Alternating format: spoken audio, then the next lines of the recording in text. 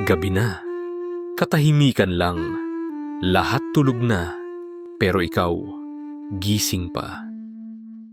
Hindi dahil may ginagawa ka, kundi dahil may iniisip ka.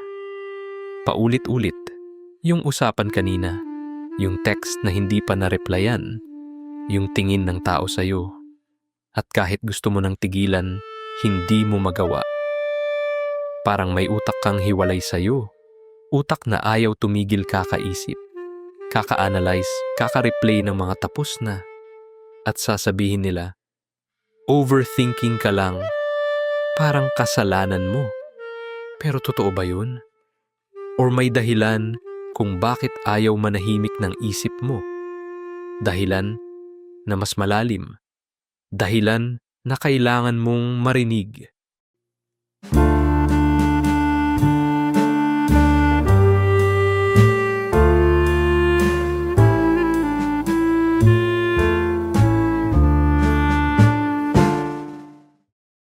Alam mo, ang overthinking, hindi simpleng sobrang pag-iisip.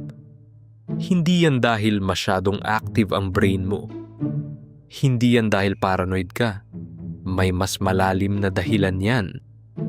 At kung hindi mo maiintindihan yung ugat, hindi mo rin masosolve yung problema.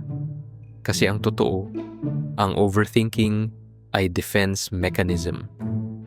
Ito ay paraan ng isipan mo para protektahan ka, para kontrolin yung mga bagay na feeling mo ay maaaring sumaktan sa'yo. Kaya kahit pagod ka na, kahit alam mong walang patutunguhan yung pag-iisip mo, tuloy pa rin. Kasi sa subconscious mo, pakiramdam mo, kapag nag-isip ka ng lahat ng possible scenario, kapag nag-prepare ka sa lahat ng maaaring mangyari, safe ka. Pero alam mo ang ironic? Ang overthinking, instead na protektahan ka, mas lalo kang nasasaktan. Mas lalo kang napapagod. Mas lalo kang nawawala sa present moment. Kaya tanong, bakit ba talaga tayo nag-o-overthink? Una, maraming overthinkers ay galing sa environment na unpredictable. Ibig sabihin, nung bata pa sila, hindi nila alam kung ano ang maaasahan.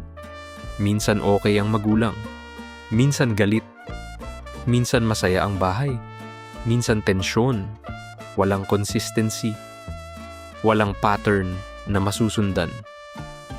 Kaya ano ang ginawa ng bata? Nag-isip, nag-observe, nag-analyze. Kapag ganito yung mukha ni mama, ibig sabihin galit siya. Kapag tahimik si Papa, ibig sabihin may problema. Natuto silang magbasa ng mood, magbasa ng energy, magbasa ng subtle signs na hindi nila dapat responsibilidad bilang bata. At yung skill na yan, yung hyper-awareness na yan, dala nila hanggang paglaki. Hanggang ngayon. Kaya kahit simple lang yung sitwasyon, kaya nilang makita ang 100 possible meanings. Kahit walang problema, kaya nilang mag-create ng senaryo sa isip na parang totoo. Hindi dahil gusto nila, kundi dahil trained ang utak nila na mag-survive sa unpredictability. Pangalawa, maraming overthinkers ay mga taong takot na takot sa rejection. Takot silang gawing mali. Takot silang maging dahilan ng problema. Takot silang hindi magustuhan. Kaya bago sila magsalita, nire-rehearse nila sa isip. Bago sila kumilos, iniisip nila kung ano ang magiging reaksyon ng iba. Bago sila mag-decide, iniisip nila kung ano ang safest, least risky, least controversial. At ang dahilan nito, kasi nung bata pa sila, ang mistakes may consequences na sobra. Yung simpleng pagkakamali, nagiging big deal. Yung simpleng pagkakasala, nagiging lecture na 1 hour. Yung simpleng hindi ko gusto, nagiging bastos ka o wala kang galang. Kaya natuto silang maging perfect, maging cautious, maging hyper-careful sa lahat ng ginagawa nila. At yan, Nagiging pattern nila hanggang adult life. Kahit walang nanonood, kahit walang huhusgahan, yung utak nila, nandun pa rin yung takot. Pangatlo, ang overthinking ay connected sa anxiety. At ang anxiety, lalo na yung generalized anxiety, ay rooted sa feeling na wala akong kontrol. Kaya ano ang ginagawa ng utak? Nag-iisip. Kasi feeling niya, kapag nag-isip siya ng lahat, may kontrol siya. Kapag nagplano siya ng lahat, safe siya. Pero totoo ba yun? Hindi. Kasi yung control na yan, illusion lang. Hindi mo kontrolado ang iniisip ng iba. Hindi mo kontrolado kung ano ang mangyayari bukas. Hindi mo kontrolado ang lahat ng variables sa buhay mo. Pero ang overthinking, nagbibigay ng false sense of control. Kaya kahit exhausting, ginagawa pa rin natin. Ito rin yung dahilan kung bakit ang overthinkers sobrang hirap mag-decide. Kasi ang bawat decision, parang life or death. Bawat choice, parang may consequences na malaki. Kahit simpleng ano kakainin ko o anong isusuot ko, nagiging mental battle. Bakit? Kasi takot silang gumawa ng wrong choice. Takot silang magsisi. Takot silang sabihin, dapat pala yung isa. Kaya mas safe na mag-isip lang. Mag-analyze lang. Mag-weigh ng pros and cons. Kahit walang perfect answer. Kahit walang guarantee na tama yung pipiliin. At ito yung nakakapagod. Yung paulit-ulit na pag-iisip. Yung circular thinking. Yung parang nakaloop ka sa isang tanong na walang sagot. Pero alam mo ang truth. Ang overthinking, hindi problema ng logic. Problema ng emotion. Hindi mo kailangan ng more information. Hindi mo kailangan ng better analysis. Ang kailangan mo, emotional safety. Ang kailangan mo, trust sa sarili mo. Ang kailangan mo, permission to be imperfect. Kasi yun ang hindi natin nare-realize. Yung overthinking, hindi tungkol sa sitwasyon. Tungkol sa takot. Takot na hindi ka sapat.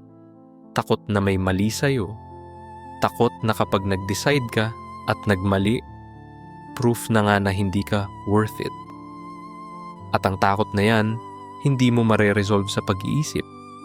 Kasi pag-iisip lang yan, hindi solusyon. Kaya paano ba talaga huminto sa overthinking? Una, kailangan mong kilalanin yung pattern.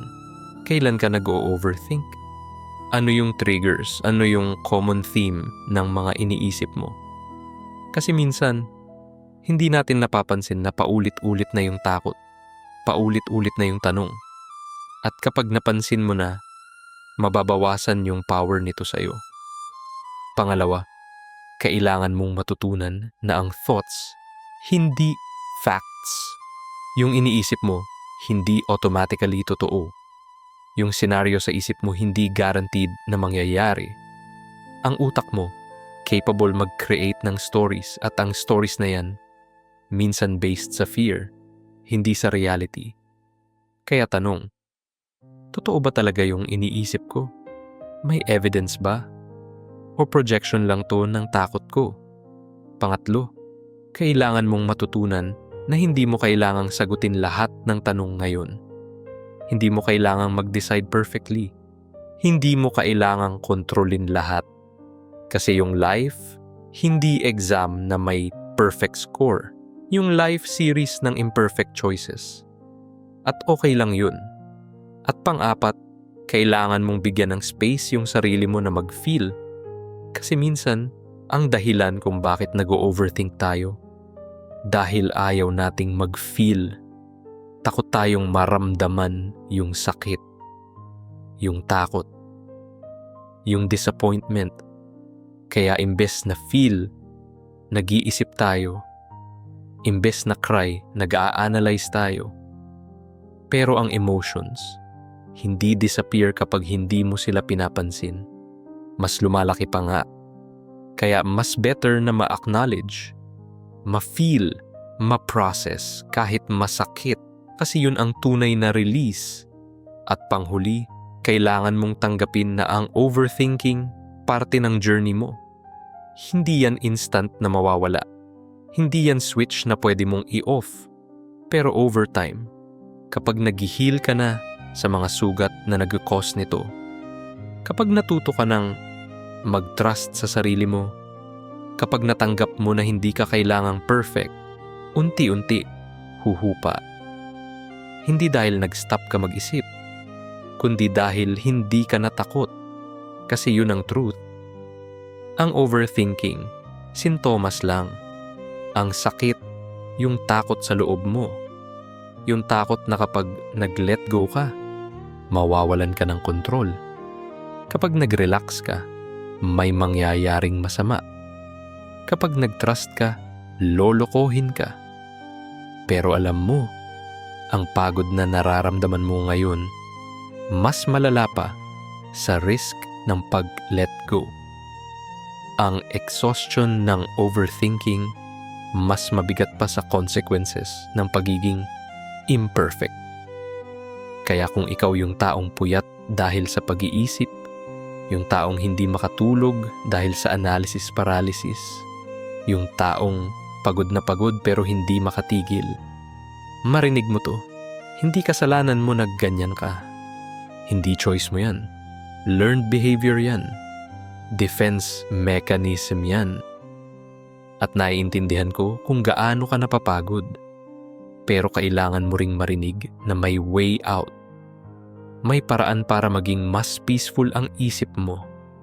Hindi perfect, pero better. At nagsisimula yan sa pagkilala na ang problema hindi yung pag-iisip mo. Ang problema, yung takot na nagpapaulit-ulit sa pag-iisip mo. At ang takot na yan, kayang harapin, kayang i-heal, unti-unti. Kaya habang nandito ka pa, habang gising ka pa, habang nag-iisip ka pa, try mo lang, huminga, huminto. At sabihin sa sarili mo, okay lang na hindi ko alam lahat, okay lang na hindi ko kontrolado lahat, okay lang na mag-rest ang isip ko. Kasi deserve mo yun. Deserve mo ang peace of mind. Kahit imperfect, kahit uncertain, deserve mo pa rin.